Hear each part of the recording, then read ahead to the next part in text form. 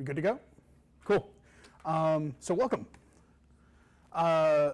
So I know I'm doing a little sidestep here, but we're going to take a second to talk about privilege, because I think there's a combination here of things that affect a lot of places in your life. And I think the first part of this is I should probably talk about my privilege, because I'm sure this is a surprising talk to some of you that I would be giving it. So the reality is not everybody is born cisgendered white male to a middle class white family in New York City, but also there's other aspects of privilege. I have a terrible metabolism. I can grow more facial hair than I can hair on my head. I have terrible eyes.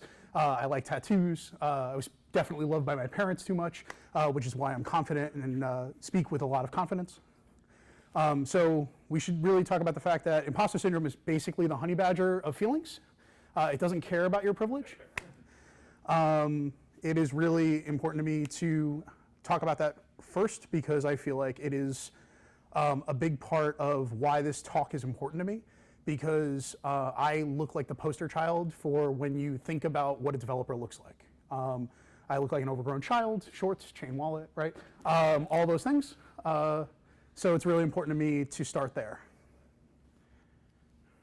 I'm going to leave this slide up for a second, because this is the one that has all the words that I think are important. I will let you guys do the reading, and then we'll go.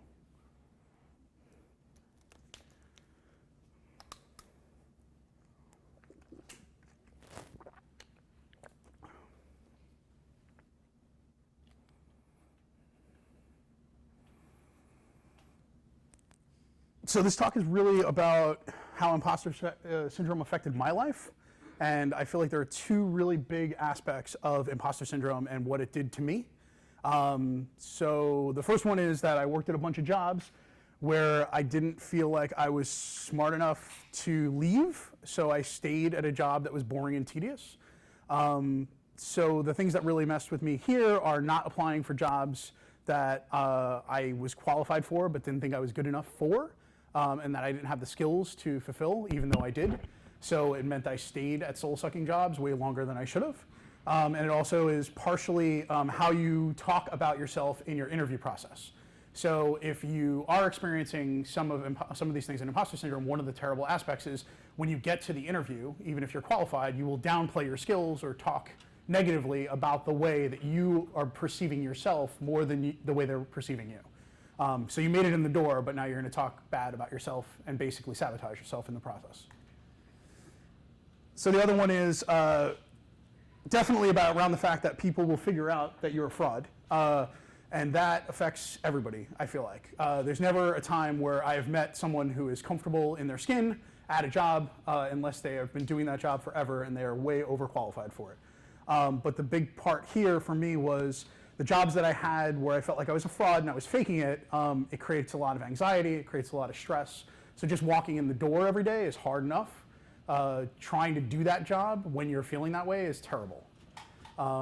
So these are sort of the two big ways that I feel like imposter syndrome has affected me throughout my career. So now we're going to take a second to go through sort of all the interesting jobs I've had. I am lucky. I've worked at a lot of interesting companies. So this is sort of my resume from soup to nuts. So I did a stint in city and state government. I then went on to do an awful lot of work in the large industry space. And now I am back working in government.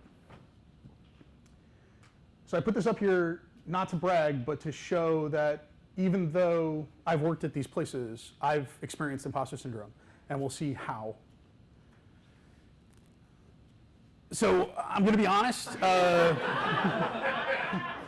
I'm going to call out companies. If you know me at all outside of here, I would probably be cursing more when I talk about this, but I promised I would be good. So the reality here is I worked at a couple of jobs that were terribly soul-sucking at the beginning of my career and stayed at them for way too long. That's not to say that they weren't important jobs or that I didn't do good work. I honestly feel like the work I've done at the beginning and end of my career at this point is some of the most important work I've ever done. I worked in the welfare system in New York City. So New York State was Department of Social Services, which was the state level welfare. And then I moved over to work for the city of New York, where I worked for the Human Resources Administration. So if you look at that timeline, that's 96 to 2008. That is 12 years of jobs that I thought were soul-sucking, that I did for a really long time that I shouldn't have done. I'm glad I was able to stay there and do the good work that needed to be done, but I could have moved on and had a much better experience in my career and could have felt better about myself in the process. Johnson & Johnson was an interesting stopping point for me. I left Google and I went to J&J because there were aspects of working at Google. I joke around about Google being the G-bomb on your resume. Once you have Google on your resume, it's the first thing everybody wants to talk about, whether it's the recruiter, whether it's the person interviewing you. So leaving Google, you have an awful lot of, and we'll see this in a moment, there's a lot of stress and anxiety about leaving a company like Google. But I went to J&J because I wanted to get back into sort of the open source world. And Johnson & Johnson was building a platform for all their consumer websites. And it was being built on Drupal 7. And so I interviewed for the job. And this is one of my favorite stories. I interviewed for the job and got hired. And then started. And the person who was sitting next to me on the couch the day that I started also interviewed for the same job and was instituted above me. So I went from being the engineering platform manager to being the architect on the platform, which was not a job I wanted. So I hung in there, built a team, made it work, but didn't have a great experience. Thankfully, at this point in my career, if I work at a job that's soul-sucking, I'm smart enough to get out early. I exited stage left within 10 months. So this is one of those things that I would suggest people do as they move on in their career. Really evaluate how you're feeling and how your job makes you feel. It's hard to do, but the reality is it was probably the best decision I made. So jobs where I was faking it. And I debated a lot about this one, mostly because that last one is really tough because it's actually still happening. So I went to Sony Music. What I loved about going to Sony Music was I was looking for a job that was going to allow me to transition from being an IT guy, which is what I did for the first 12 years of my career because I didn't feel like I was smart enough to be a developer. And then I started supporting developers for well over a decade. And what you realize when you support developers are stupid. So pretty sure I could do this job. So I went to Sony Music where I was, my title was Manager of Interactive Media. It's a heck of a title. It was a really fun thing to put on my resume. It was a great company. We still are a family. We had a loss recently and we all got together for a memorial. Some of us flew across the country, some of us drove back to New York City, but a big group of us got together because we are a family. So as much as Sony was a job where I was worried I was faking it, I created an amazing family there. Zagat Survey was interesting because that was my first job where I was actually a primary developer. So at Sony Music, I was responsible for a platform for all the artist websites. So Britney.com and Slayer.net were all things that I was responsible for. I was also the only person doing deploys. So if code made it to production, it was my job. I did all the migrations from versions of Drupal on up. So we went from Drupal 5 to Drupal 6 to Drupal 7 while I was there. I was responsible for all those migrations. And I worked hand in hand with developers, but I wasn't a developer. What's really funny is I did an awful lot of triaging because I knew the code base real well.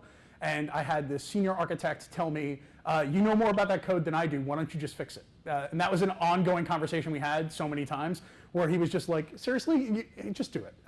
So he forced me to do it. And then when friends of mine left Sony Music, they went to Zagat Survey. And Zagat Survey was about to do a similar thing. They were moving from a custom ASP.NET website that they wanted to move into Drupal because they also needed to move data around in a pipeline fashion. So they have a custom CMS where they built the books for Zagat Survey. And then they had this large search engine that they owned called NBAcom, and they had unlimited support for life. So they were never going to leave it. And then you had a website. So the secret sauce of Zagat was that the Zagat ratings and reviews are actually an amalgamation of user-generated content. So your review is what would actually make up a Zagat review. So they would take snippets of things that actual Zagat users said, and they would actually stitch them together and make a full review. And then the ratings and reviews numbers, there was an algorithm for how they were built. But all that information, and I say all of this because that data is user-generated content from the website, and it had to make its way back to the CMS where the books lived. And then that data also had to make it into the search engine, because every time we had a new restaurant, it had to be available in all 3 places. So the big portion of this was really fun, and I felt like it was a really powerful project. But in the end, I was doing something I had never done before. When it came down to it, I was one of 4 principal engineers on the project, so I was basically responsible for about a quarter of the functionality. So every day I would go in there and be pretty sure that somebody was going to realize I didn't belong there. But in the end, it was what led me to Google, which was an acquisition, which was great. People ask me how to get hired by Google. Find a company Google really wants to acquire, and try to get a job there. It's probably the best vector. It will definitely save you a lot of interviews. So then I got acquired by Google, and I spent 2.5 years at Google. So I feel really good about my Google experience. I worked there for 2.5 years. I felt like I did really good work. But when you work at Google, there's this sort of feeling that, especially because I was an acquisition, I didn't go through the front door. So I often felt like I was less than. And the interesting part of that was, during an acquisition at Google, they make a decision about what role you're going to be in. So my title when I went from Zagat, which was principal engineer, which is not a bad title, was to web developer at Google. So at Google, web developer is not a title that people talk about a lot. The 2 important titles at Google are software engineer, SWE, or SRE, site reliability engineer. So if you think about it from those perspectives, web developer is not even close to the top of the heap. So they do that because they don't interview you a lot of times during, especially in our case, we had about 200 employees. So about 15 of us were technical. So they made the decision to bring us over because we were going to basically continue supporting Zagat.com, which was a Drupal platform. And then we were going to probably extricate the data out of our database and make it available in ways to be surfaced on Maps and on Google+. So it was a quick acquisition. Things went very quickly. Literally, we didn't know about it until the day that Marissa Meyer walked in the door at Zagat, which was pretty awesome because I read a lot of the tech blogs and I listen to a lot of podcasts. And I'm sitting next to one of my coworkers and I was like, that's Marissa, I think we just got acquired. And he was like, what do you mean? I'm like, she wouldn't just be randomly walking. Like, I think we might be at Google now. Which was pretty crazy. And they had a box of t-shirts that I still have my t-shirt to this day that is Zagat burgundy with the Zagat logo on it, and on the back it says Google. So, but the whole time I was at Google, I spent so much energy actually being concerned about whether or not I was doing the right job and I was good at what I was doing. So I got to the point where I actually taught a class at Google that was called Life of an Engineer. And it's not a class about being an engineer, it's more about how to be successful as an engineer at Google. Google is a company that really wants you to succeed. So they have a lot of process and a lot of ways that they can set you up for success. But part of that is accepting the fact that you probably don't know what you're doing when it comes to Google's infrastructure and Google's way of doing business. I used to tell people in that class, like, if you ask where the bathroom is in 6 months, people are going to think you're a weirdo and try to figure out where you've been peeing the whole time. Like, now's the time to say, I'm a noodler, like, where's the bathroom? Like, but you're smart enough that you got here, so, like, relax, it's cool. The same thing goes for the code base, right? Like, Google spends an awful lot of money, like, actually trying to figure out how to solve problems. If you go off and write new code, you just cost Google a lot of money if the code already exists. But that is a hard thing to wrap your head around. So your job becomes Googling when you work at Google. The code base is huge, and there's an awful lot of libraries. But the whole time you're working there, especially when you're getting there, I used to tell Life of an Engineer participants that you're going to get to like 3 months in, and you're just going to be like, I'm stupid. Why? How did Google ever hire me? This is ridiculous. And that's because nothing is like Google. It's a very large ecosystem. And there's some really crazy aspects of it. Everybody in the entire company works off of head, the tip of the version control. So you can't pin to a specific version. You legitimately work against head all the time. Think about if you had like GitHub and you could only work off of master. That is exactly how Google works because there's so many engineers committing code that you can't ever let anything get behind. So everybody's dependency tree works off of head, which is really interesting. So you are constantly breaking things. And if somebody breaks something important, it's amazing to watch monitoring just implode. Like we would have stuff on a board and an entire board's like 12 projects would all go red at once. And you're like, is that me? I really changed the color of a button, guys. It wasn't me, I swear. It's really scary. And I don't know if I ever got over that. It's my joke about Java. Like, people are like, why don't you like Java? And I'm like, I wrote Java for 2.5 years at Google, and I still don't know how Java works. Like, that's probably because the way that Google does Java is unique. There are dependency and injection pieces, but these are all things that, like, you never get settled when you feel the way that I was feeling, right?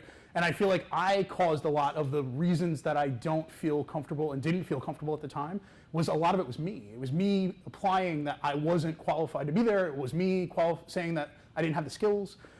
Yet 2.5 years I was there. I comfortably left on my own. I was happy that I was there.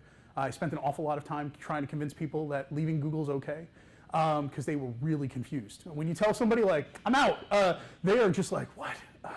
So nowadays I work at USGS. The reason I go back and forth on this one is what I really love is it's a group full of people that have a ton of empathy, so it's hard to have a lot of imposter syndrome.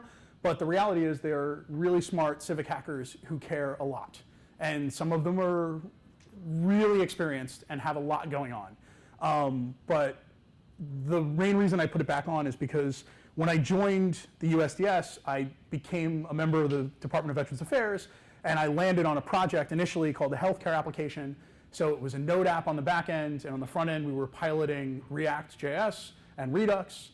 I don't know a ton about React and Redux in general. I know enough. I know about all the concepts. I understand the underlying technology. I understand why it's done the way it is, but it's not my core competency. But the Node app, I was like, got this. And then we decided we weren't going to use Node in the first week I was there, which was awesome. So we'll talk about building up political capital in another talk in the future, but I didn't have enough political capital to win that war. So we decided to move over to Rails. Those of you that know me, Rails is not my favorite. I'm a fan of Ruby, but I think Rails is black magic and voodoo. Not a big fan of black magic and voodoo in my code. So here we go. We moved over to a Rails platform. And what was really cool was we launched the thing. So the healthcare app launched in July of 2016. At the time, it was replacing an application that was getting about six applications a day because of there's lots of reasons why I couldn't get the applications going through the pipeline. By the time it was all said and done, it was taking 60 applications a day, so we had a 10x increase, which was really nice in the first month, and we got to the point where we made it a lot further. But we moved away from that Node app. So at the time, the Node app stayed off to the side. We started building other APIs that this team was going to be using. So the platform that we talked through, I helped sort of architect at least the structure of it. So what we ended up coming up with is we built a facade API to protect the end user from VA internal systems. So the reality is we made this API layer to basically normalize how to interact with internal VA systems. And then we built a front-end app that only interacts with that facade API. It's a pretty common pattern. But we had 3 sprint teams working at the time. So the sprint teams were all working in Rails. They were all working in separate repositories, and we had no understanding of how we were going to actually deploy it. So we sat down and talked it out. We spent a lot of time talking about microservices and talking about monoliths. And in the end, I spoke to people behind the scenes and said, I think we can solve a people problem by making a technology choice. So one of the problems we were up against, and I'm saying all of this because none of this matters that it was Rails, right? The reality here was it was Rails 4.2 on 2 of the repositories. It was Rails 5 on the 3rd. They weren't talking to one another, and they were all choosing different gems. So my distrust of Rails was actually to my benefit because smart Ruby developers know what they're doing way more than I do. But if I can make you all work in the same repository, I can make you talk to one another. So I became the lead of a team called the core team. I think at the time we were known as unicorns because we had cool team names.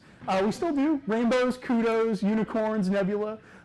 So unicorns became the team that was responsible for the integration of all these individual microservices. But now I had two back-end developers that were amazing. One came from RSA.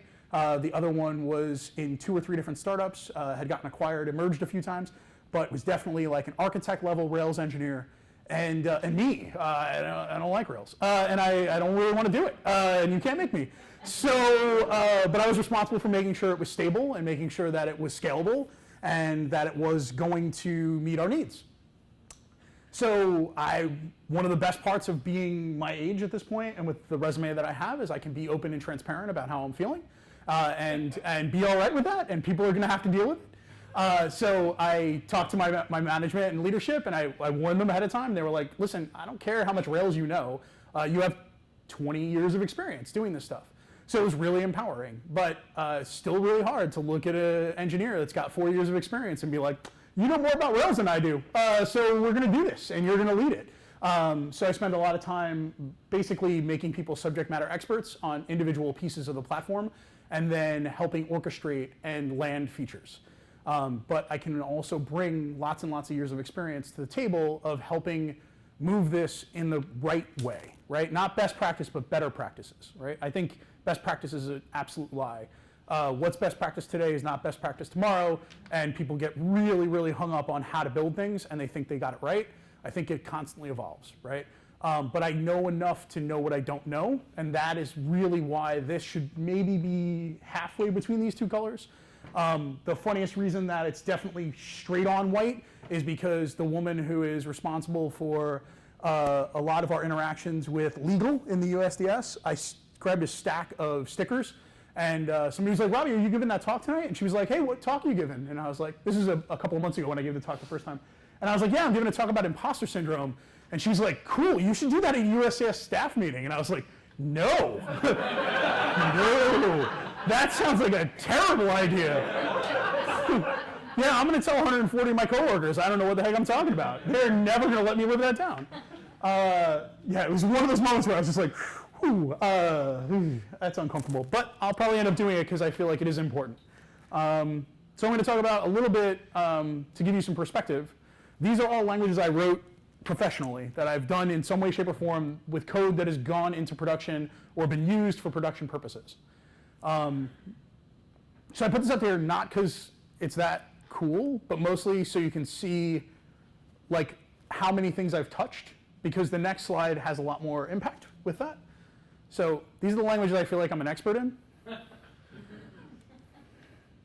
I don't think there's one. I know a bunch of JavaScript. PHP and I are friends from way back, but the reality is I don't think I'm an expert in any language. I know enough to know I don't know. I think you guys can figure out where this is going. So frameworks I've used professionally. So the reality is I've worked on lots and lots of web stuff. So I've touched a lot of different frameworks. So these are the frameworks I actually feel like I'm an expert in. And honestly, the Drupal one makes me giggle because Drupal was my transition point from being an IT person to being a developer, and I learned PHP through Drupal, right? So like I didn't have a PHP background, I learned Drupal, and then I learned Drupal methods, and then when they failed me or didn't have something I needed, I then had to go to php.net so I could actually look stuff up on the PHP APIs. But I think what's important about this is none of this is really current, right? Like I'm doing a job, I'm good at what I do, I'm a digital service expert for the US government. This is important. So I'm very community oriented because I think it's important, right? I love communities, not only because I'm social, but because I feel like it's a way to connect. What's even more important than that is these are communities that I was an organizer for. When you can transition from being an attendee to being an organizer, it helps assuage some of your fears, right? Because you're seen in a different light. People treat you differently. But it's also sort of the fake it till you make it model, right? Like if I am seen as an authority figure in this community, then I obviously know what I'm talking about. And it helps assuage some of the fears that you have going in. So I've talked a lot about the things that I've been through. These are the ways that I was able to sort of start coping with my imposter syndrome over the years. And I think there's sort of 4 main pieces that I would touch on. staying abreast of current trends is super important, right? If people are talking about things around you and you don't feel like you know what they're talking about, it is really, really scary to be in that conversation. I spent a lot of time teaching myself to listen to podcasts and audiobooks at 2 times their speed because I really care about being up to date. So one of the ways I did that was I actually trained myself to listen to podcasts faster, which means I can get more podcasts in. And that is actually how I learn, right? So we can talk about learning in another talk. But for me, the way that I learn is I learn by listening. So I learn the nomenclature and verbiage of what I'm about to learn, right? Because that allows me to be a part of the conversation. And now when somebody does a video and they're talking about it, I understand the words that they use and I have context. The second one is you're definitely going to end up in a situation where, this is my Rails fun and games also. Every time you watch a video about Rails and you see somebody using VI as an IDE, you're just like, man, I should be a VI user. This is cool. Now you have 2 problems. You don't know Rails and you don't know VI. And so my big one would be to stay on target, right? Try to learn one thing at a time. When you start a new project, choose a thing, right? If you have been hearing all the cool kids talk about Visual Studio Code, VS Code, right? Cool. Use it on your next project where all the technology you're about to use is something you've used before. So if you have nothing new you're learning in that one, change your text editor. If it's a new technology, stick with something you've already used because you're going to pick up the new technology. Try really hard to focus on one thing at a time. It's easy to learn if you're only working on one thing. It's really hard to learn when you're constantly context switching from what you knew to what you're learning. And when you have to flip-flop because you get stuck, it's even harder, right? So if you are a person who's learning VI and you've been an IntelliJ user forever and you have to flip-flop because you're like, oh, I'm not getting anywhere, and then you go back to IntelliJ and you try to go back to VI, now you're halfway through, like what is the command keys that work for all the things? Sure, I can stick IntelliJ into VI mode, but I don't know VI. So now I am terrible in IntelliJ, which I know all the things in. Or you can just learn VS Code, it's cool. The last 2 are pretty obvious to people who know me. I would say become a part of a community is really important. Go to meetups. The guy who wrote the book, John, Soft Skills, one of the things he talks about in his book is that if you're going to meetups, if you're going to tech events, you're probably in the top 25 percentile of people at your level because you're learning from people around you and you're actively engaged in a community. If you are presenting at those events, you're probably in the top 10 percentile of the people at your level because you're actively learning and you're actively teaching others. And there's something really to think about, right? There are a lot of developers in this ecosystem right now in DC Tech that are not here and don't go out to meetups. Because you're here, you're already ahead of the curve, right? No matter how far you are in your career, you're definitely moving up the ladder at the level you're at in a way that you wouldn't if you weren't getting spoken to and you weren't absorbing information about the technology scene. So not this one, because this is a soft skills talk, but this hopefully will help you in your way forward. But if you're going to tech events on a regular basis, you're seeing people do the work. You're hearing how they work. You're also, in a way, sort of absorbing from them their process. I love when I see somebody actually live code a thing, right? Like there's this big back and forth, is live code good in a presentation? I love live code because I can see a person's thought process and I can pick up little nuances on, that's why I like videos. I love to watch somebody work in their ecosystem, right? Like their text editor, whatever tools they're using, right? What linter are they using? What shortcut did they just use? That's the kind of stuff that I really love, and that's why pair programming can be really good too.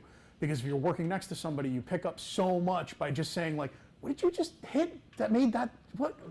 That's really fun. And the last one is fake it in public. At your job, host a lunch and learn, or go one step further, present at meetups. Conferences, it may seem super scary to present at a conference, but lots of conferences do lightning talks. There's sort of an unconferencey feel, right? Like the conference, there's a hallway track at most conferences where you're talking to people all day. There's a hard sequenced events portion of the conference where everything is scheduled to the second. And then a lot of times there's lightning talks. So these are like 5-minute to 30-minute slots where you can talk about a thing. Sometimes it's just, I would like to hear more about a thing. And what I really like about that is it's not as much pressure, right? You can ease into that, and it's an easy way to start up the threshold, especially if you can grab a friend and lock arms and say, we're going to do it as a panel, or we're going to have a discussion. It's really important. And then if you're the personality type that is okay standing in front of the room, becoming an organizer is really important. So there's a couple of people in this room tonight that have known me for a long time. They just happenstance, one of them's in town, the other one happens to live down here now. But Jacob Redding was actually the organizer for the Drupal meetup in New York City for the very first meetup I ever went to. So Jacob is a big reason why I feel like I connect to communities, because he was welcoming. And that's one of the reasons why I continue to organize events and I try to run events on a regular basis, because I wouldn't be where I am today if it wasn't for people like him. And I feel like that's a great way to give back. If you come out to events and you feel like you've gotten something from it, if there's a way for you to take that energy and turn it the other way and do it for the next group of people, it's really good. And I feel like it's a great way for you to feel more confident in your skill set if you're looked at as an authority figure. So I think that's really it. I'm happy to take questions. That's it.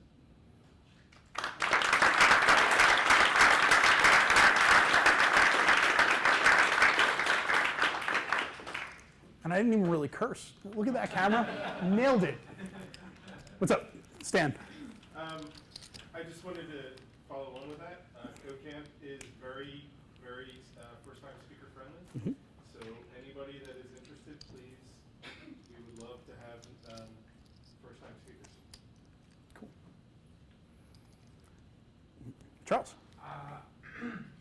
I just want to thank Robbie, because Robbie has been a mentor to me for 10 years, even though he might not even consider himself to be that, but I've followed his lead in a lot of areas. He gave me the best advice I ever got as a developer, which was, I was using Subversion and I didn't know anything about Git, and Robbie said, it's like 5 commands to get started.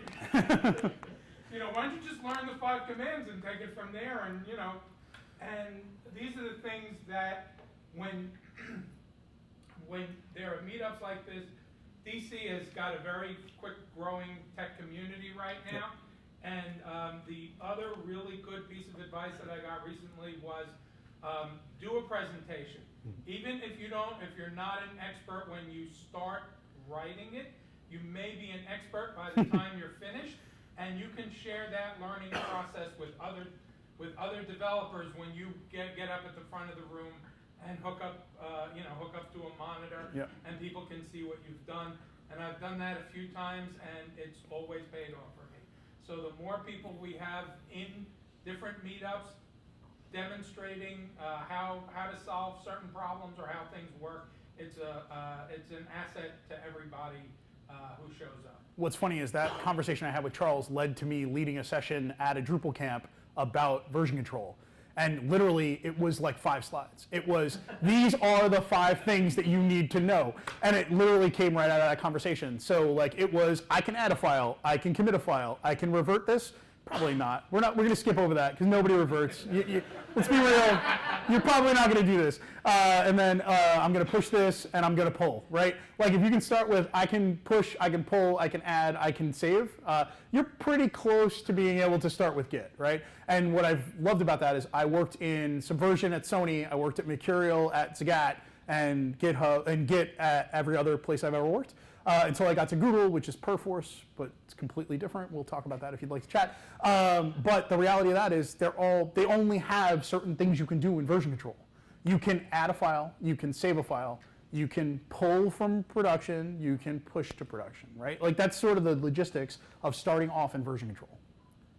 So it led to me giving a talk, which was really fun. Yep.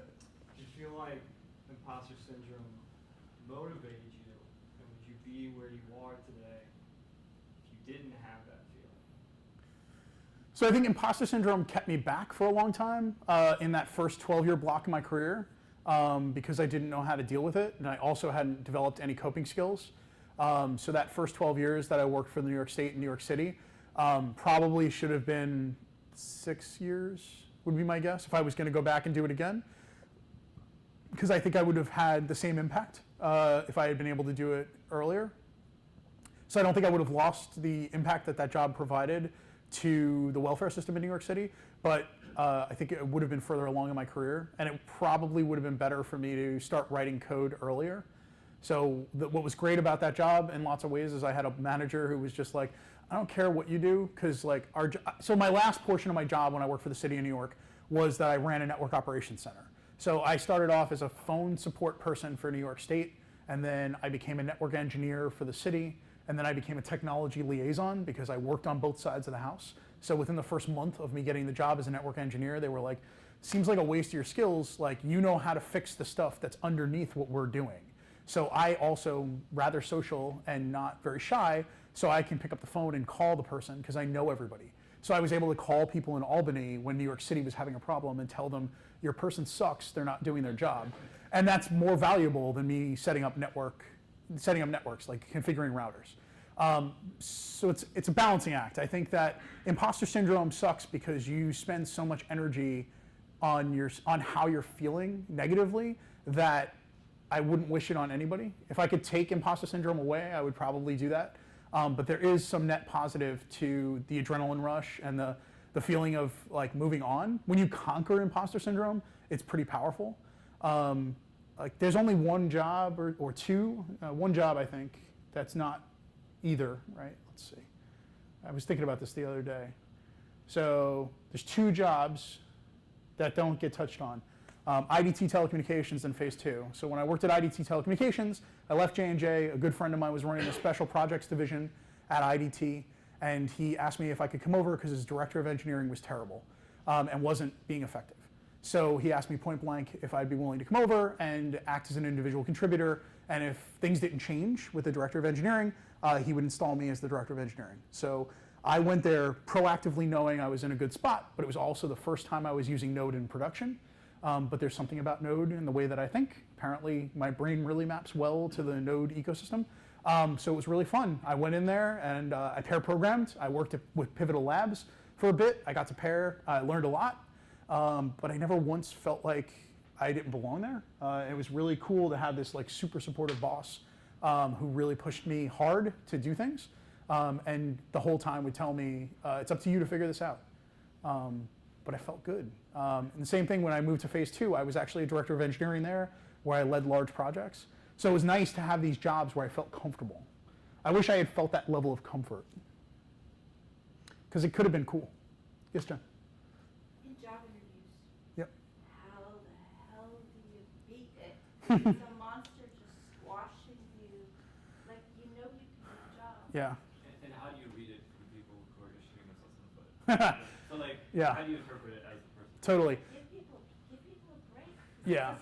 Because what I've learned in my 8 billion years is that imposter syndrome is actually a sign that you, as an individual, are self-critical and you aspire to do great things. And it generally is an indicator that you're actually a real sharp cookie. Yeah. Well, I joked with Glenn earlier that like I feel like there's a level of imposter syndrome that almost everybody has because of empathy, right? You can empathize with how somebody else is gonna, you in your head convince yourself that this is how someone else is actually perceiving you.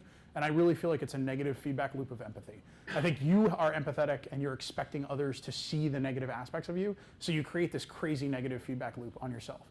And I think in interviews, the hardest problem of an interview, going through the interview process, is there's so many unknowns, right? So as much as you can feel confident in whatever skills you have, when you walk in the door, you don't know what question they're gonna ask. So there's this inherent set of unknowns.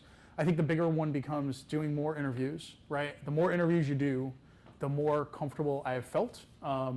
Also, like, this is the kind of thing you can actually spend time with people. Like, people in a study group situation do mock interviews on a regular basis. When I was at Google and I was a web developer, one of the things that, there's no real trajectory for me to move up in my career because at Google, they stack rank, not directly, but closely, they stack rank people in the same title around the same level, and then they figure out how you're doing, and that's how they actually assign you and what your level, what your grade is, basically. So at Google, you can exceed expectations, sometimes exceed expectations, meet expectations, fail expectations, sometimes miss expectations, and fail expectations. There's like 5 levels. But they do that based on you in the grouping of your title. So when I was at Google, one of the things we talked about was all of us who were web developers were trying to transition to become software engineers because that was the actual path forward at Google. So a lot of us actually started a study group where we would do whiteboard style problems as a group, and then we actually asked Google engineers who do interviewing to mock interview us on a regular basis. So we like spent time trying to assimilate into feeling comfortable in the thing that is uncomfortable.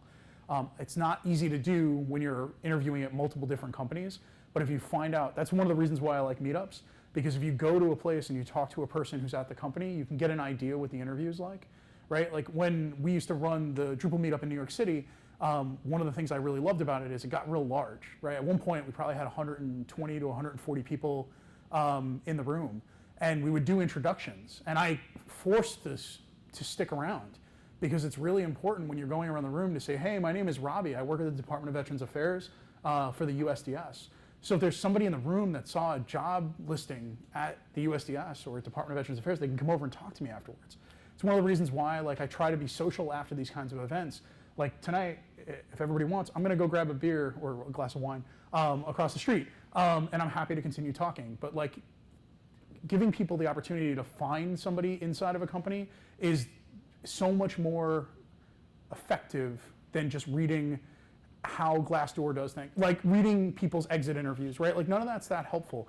When you find somebody and you're like, oh, that like here in the DC tech community, I hear it all the time, like Walpole and like people who work at those companies, they are actively like connecting with people in the communities. And then people ask, what is it like to work on this team? Or if somebody came out of a boot camp, do they take people from boot camps? Like we mentioned this earlier here at Excella, right? Like in the past, Excella has hired people out of boot camps, right? Like that's a big deal because there's a lot of boot camp grads that don't have a ton of experience and don't feel comfortable in the interview process. But if they know going in to a company like an Excella or like a WAPO or any of the others that hire boot camp grads, that's one less hurdle they have to get over. They don't have to apologize walking in the door to say, I'm a boot camp grad and I don't have a ton of experience. So. Sorry. No, you're good. You beat them. So I'm kind of curious on this interview question, which comes from the point of view of the interviewee. What would your advice be for the interviewers to recognize an imposter versus somebody with imposter syndrome? Well, because for every yeah. one of us or every people who have an imposter syndrome, I think we can all name one or two colleagues we had, who's just a straight up imposter and has no idea what they're doing. Yes. You know, but they're super like talk and they're like things and they know all the lingo, but they can't actually do the work. Versus some of those who could really do the work are having a hard time. You know, so on the other side of the table, one thing I would say is companies don't give interviewers enough time to spend on the interview process. So I am now part of the interview pool for the USGS. It's one of those things I'm really proud of because it means that I get to help shape sort of the engineering side of what the USGS looks like. And I've interviewed at lots of companies to build teams. I've helped build teams at lots of companies, and I felt like it was a skill of mine that was being wasted at the moment. But the people that were interviewing when I started at the USGS were sort of the old guard. And as they rolled out, they were looking for people to sort of fill that role, and I got reached out to, which I was really excited about. And I'm proud of that. I think it's really cool. I have to spend a lot of time going in because we have a short window in our interview process. So USGS does 2 technical interviews and an EQ interview, an emotional quotient, basically. So we're trying to see how technical you are. We're asking a series of questions, technical, twice, and then we're going in and talking to see if you have the personality type to be there. I think the interesting thing for me is I try to spend, when I get an interview scheduled, so I have one scheduled for this upcoming Monday, I will probably block the hour before my interview to go look at their application in Salesforce, look at any social networking links they put in there, look at their GitHub if it's there, review their resume. So I understand all the projects they've worked on, and if I get a chance and I have even more time, I may even go look at their pinned repos in GitHub. Not saying that this is how everybody does it, but this is how I try to do it because I try to go in with my eyes open as to what I should expect and what they're telling me about themselves. So that way, if they can't answer the questions, right? I had an interview where somebody had listed a technology that I'm very familiar with from back in the day that I might have a tattoo on the back of my leg about. And I asked him a question point blank about Drupal, and he couldn't answer it. And it was a relatively core concept, and I don't get to ask a lot of Drupal questions because it's not something we use a lot at the USGS. But for me, it was, for me looking at interviews and interviewing people, I try to give nerves a big nod. We do all of our, or most of our interviews over the phone, so it should be less intimidating, but there's also people that are not as good and communicative over the phone. So I try really hard to start off with like setting expectations. So when I go into the interview, I tell them I'm going to be I'm going to transcribe our interview because that's actually how we do it. So I'm going to ask you a question. I'm going to try desperately to track everything that you're talking about. And then I'm going to try really hard to come up with a good follow-up question. So if you don't hear me talking for a minute, you're going to hang in there. If you don't hear me for 2 minutes, you might have hung up. But I'll probably be back. So I try really hard to set expectations going in. But I've also spent a lot of time with this person's resume, with the entire application process. And then I try really hard to tell them also, like, this is an interview for you, right? So like, I'm gonna block out 10 or 15 minutes at the end of this interview for you to ask me questions. So like, I try really hard to get into it early, but also set expectations. And I don't love whiteboards. I love to ask people to talk me through a solution. Like, how do you think about a thing is a lot better than forcing somebody to know every aspect of a thing, right? I don't need you to know whether the needle or the haystack comes first. And if you're writing it in PHP, you're probably gonna have to look at php.net because PHP just can't figure that out, can't get its order straight, right?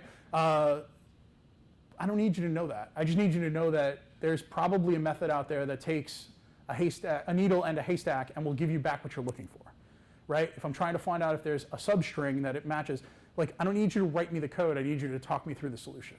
And that is way better. And if you can convince people that it's okay to just talk it out, even when you're whiteboarding, I tell people all the time, right? Talk to your interviewer about what you're doing.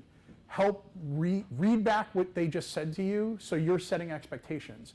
When you're doing that, when somebody says, I need you to build a thing, and you say, okay, the thing I'm building has these expectations, right? You're putting up rails to lock yourself in, and that helps you limit the problem you're trying to solve. So I'm not saying there's a perfect way to do this, but it's a combination of you owning a little bit of the interview process, but the interviewer having enough time to really get a sense of who and what you are before you get into the interview, because then you should see the places where they should be able to answer questions. And I think that's really important. And then afterwards, I actually have to transcribe my entire interview.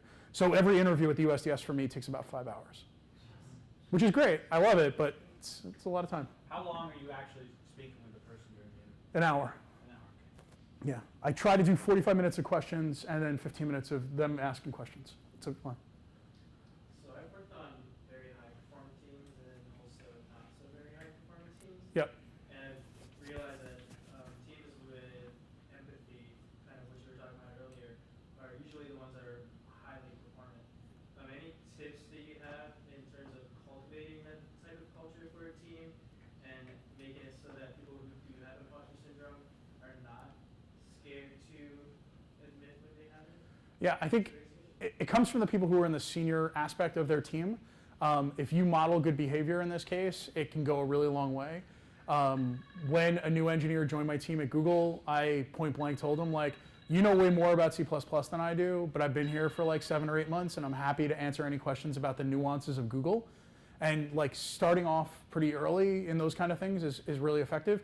The other one is like when I was at phase 2 did a lot of work where I was a director of engineering, so I would be dropped in on a project, sort of, sometimes the project would be wrapped around me and I would be sort of the anchor to talk to the CTO or the CIO at the companies. And I would basically empower the team to be all the subject matter experts. But I think there's a big aspect of this that has to come from the expectation that the people on your team you should start from a understanding that they probably know what they're talking about if they got hired. And that if you can start with the idea that they're trying their best, and you can model that from the top down, right? Saying when somebody is right shouldn't be a problem. Code reviews shouldn't be antagonistic. Code reviews, in my opinion, is the best way I've ever learned. When I worked with the team at IDT Telecommunications, we worked with Pivotal Labs, and I pair programmed with a guy who was 24 years old, and I learned so much in 6 weeks that it was probably the most I ever learned in my professional career, like actively learning on a job. And at that point in my life, I was like 38 years old and I had already worked at Google. And what was great about it is Pivotal Labs actually screens for people's empathy, right? When you work at Pivotal, you work on these teams that are small and probably a stakeholder is on the team and they have a limited budget and they need to build an MVP to test out their idea. So much of what your job is trying to communicate back with that stakeholder that you understand that this is a hard decision they have to make, but they can only get one of these two features. And so much of that conversation happens at the developer level in a company like Pivotal because there's so little layers of administration. So I guess the big one here is if you're a senior, model how you'd like the team to feel.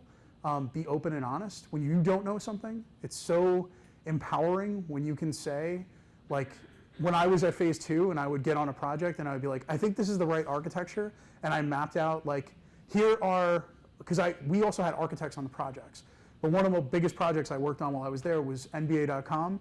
So we went into Turner, and we partnered with Turner to work on the new rebranded NBAcom. So the back end for that is all written in Drupal 8, before Drupal 8 came out of beta, and it was all written in Angular 2 on the front end, because apparently we just need bleeding edge at all costs. But I spent a lot of time doing research about that and then coming back to the team and trying to convince them, like, if this is the technology suite we should use, my feeling was that it should be using observables on the front end. It should be using Redux, and that was all pretty new at the time. This was in Angular 2, was just at the end of its beta cycle. So I read a ton of articles and came back and said, all right, front-end engineers, these are my thoughts. And I gave them like a single-page design doc of what I thought it should look like with links to everything that I used as research. And then I said, I would like you to build a prototype. And I would like you to do it without any more influence from me, because you need to be the people who can do this. This is just my expectation that I think is a good architecture, but I'd like you to prove it out. And if you find it's wrong, come back and tell me. And what was great was one of the engineers spent 3 or 4 days putting together the first Angular 2 component using Redux and mocked the data that would be coming from the API. And it worked. And it worked exactly as I hoped it would work. So it was great. He does this whole demo, and it's just like one of those great moments with an engineer. And I was like, so what do you think? And he's like, I don't like it. And I was like, but it works. And he's like, yeah, I just don't like it. I'm like, you can't tell me you don't like it without, like, the team, you're killing me. Why don't you like it? And he's like, well, I just don't like so many new technologies. And I'm like, you got to go to the other end of the spectrum, man. Everybody in this company and every company wants to work with the newest and greatest technologies. You run a project right now where you have 3 new sets of technologies you're working on at the same time. Yes, I said earlier, stay on target. This was not my choice. This is what I was given. But I actually spent a lot of time with him and then working with the team to move forward, because they then had to be the ambassadors. So we were a consulting company, so we had to convince, so I spent a lot of time building subject matter expertise on my team and then going back to the client saying, I think this is the right answer and this is the person that can show you how to do it, right? So much of my career is not building a thing, it is building the subject matter expertise to get something completed, right? My job is to launch things, not to write the code that does the thing. And I think that's the way I've approached my development career ever since I left Zagat Survey and Google, and I've actively went on this sort of path of moving towards management and mentorship. But I care a lot about people's happiness, and I also care about empowering people to be better at their job. So the big takeaway here should be, if you are in a leadership position, empower people to take over and be the person who's out in front of the team on the things that they are working on. Because that really does squash any lack of empathy in a team, because it'll be obvious when people have to defer to the person who has 2 years of experience. If they can't handle that, they probably don't belong on your team. Give Glenn 1 sec. Do you have a follow-up? Yeah, all that's great and all, but just wondering when you're going to join Excella and be on my team. We've had very amusing conversations about this. We don't want this on camera. Go ahead. So, you spent all this time to finally figure out how to overcome imposter syndrome Yep. at IDT in phase 2. Yeah. Why leave that comfortable situation where you figured out how to manage it into a new situation where you feel like you're back in imposter syndrome territory? Apparently I like shiny things. I'm not good at staying situated. I've been at the USGS now for 16 months. So I joined the USDS. The USDS, if you don't know about it, it was known as Obama's Geeks. It's sort of after the healthcare.gov situation, President Obama and Todd Park, who was the CTO, decided to bring in technologists from outside of the government to try to help that project come back to life. And when it was all said and done, Mikey Dickerson and Haley Van Dyke, who were two of the people who helped resurrect healthcare.gov, out of the ashes of healthcare.gov, Todd Park basically said, would you like to do this for other stuff? And then Mikey is grumpy cat and said, it's never going to happen. You're never going to hire people. It's ridiculous. And Haley was the eternal optimist and said, Mikey, what if we just try? And Mikey was like, it's never going to happen. You people are crazy. And Haley was like, why don't you just give it a try? And Todd Park is one of the most effusive and lovable people I have ever met in my entire life. So Todd and Haley convinced Mikey that he should at least try. So for me, I looked at this as an opportunity to try to go and join people like me. I feel like I care a lot about doing good work, and I had been away from government for a really long time. So I looked at this as a really interesting combination of the way that I approach things. At the USDS, we do tours of duty. So when you go in, you sign a contract. I'm a full-time employee at the VA, but I have a 2-year stint. So at the end of 2 years, my time there ends. I can theoretically re-up for another 2 years, but 2 years seems to be a really nice sweet spot if I can get to it. Doesn't happen very often, but it seems like a nice timeline for me to help a company solve a problem, and then I can move on. I like the challenge of trying to be a change maker in companies, so that's one of the reasons why I actively seek new employment when I decide to go there. I want to help companies solve bigger problems, and a lot of times their bigger problems are internal and team related, and that seems to be my current vector. How could you resist trying to save our country? Yeah, if you haven't seen our values, it's really compelling. Go ahead. So you've been doing this for a while. You have a pretty good broad spectrum of both broad and deep knowledge of the different technologies as they've evolved over time. You've struggled with imposter syndrome over that long period of time. Sure. For people who are kind of newer to the field, I've been doing this for a little bit less than a year, and I find I kind of bounce back and forth between different types of imposter syndrome, where it's I'm not sure it's the depth thing or the breadth thing. Did you figure a balancing point where you decided you had to kind of focus more on something specific, and become the best at something and go in depth, and that made you more comfortable?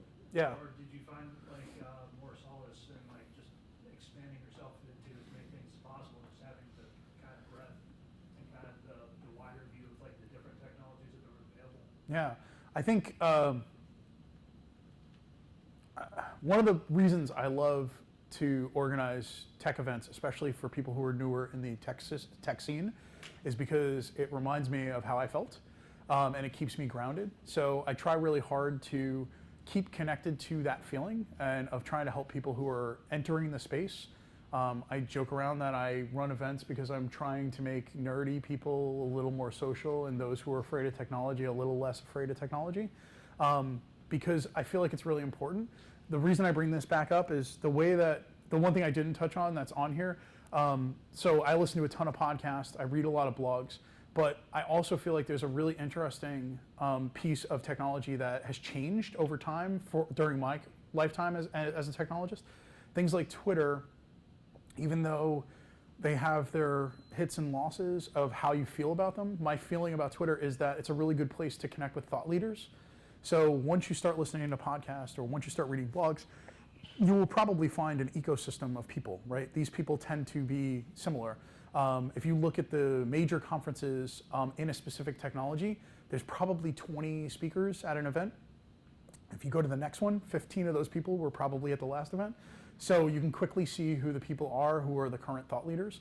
What I love about that is if you follow them on Twitter, you can quickly see what a trend looks like. So if you have 3 or 4 people that you've watched their videos or you've seen them speak or you've read a blog post or 2 by them, if you see them start talking about a specific technology, right, it's a really good way to spot this is probably going to be important. And even if you just file it away, right?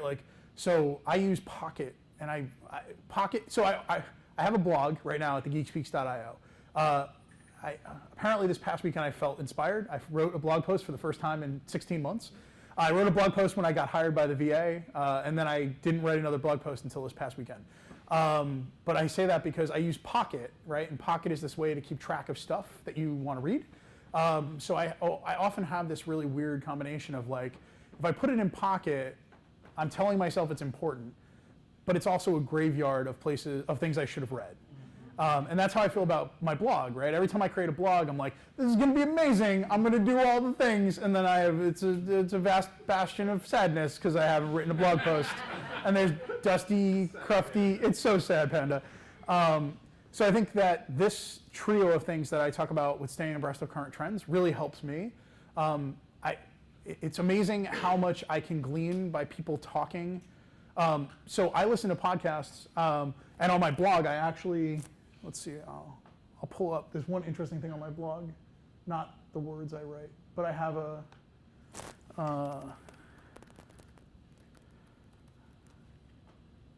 so I have a list of podcasts that I listen to.